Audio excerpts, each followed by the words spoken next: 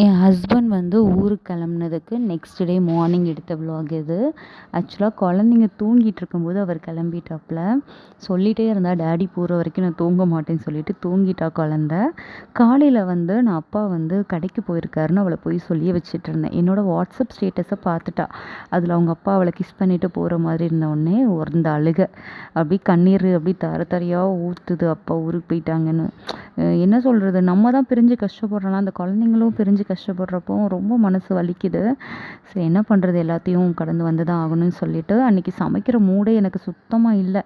என்னத்தை சமைக்கிறது சாப்பிட்றதுன்னு ரொம்ப சிம்பிளாக தயிர் சாதமும் உருளைக்கிழங்கும் பண்ணிட்டு குழந்தைங்களையும் சாப்பிட வச்சுட்டு நாங்கள் நல்லா தூங்கிட்டோம். ஏன்னா தூங்கினாவது கொஞ்சம் ரிலாக்ஸ்டாக இருக்கும், எல்லாமே மறந்து போகும் அப்படி சொல்லிட்டு அன்றைக்கி ஃபுல்லாக தூங்கி தான் எழும்புனோம். அப்பா தூங்கிட்டு இருக்கிற இடத்த பார்த்தா எனக்கு அப்பா தூங்குற மாதிரியே ஞாபகம் வருது. அப்படிலாம் சொல்லி அழுறா பெரிய பொண்ணு மாதிரி. குழந்த ரொம்ப பாவம். இதுவும் கடந்து போகும்.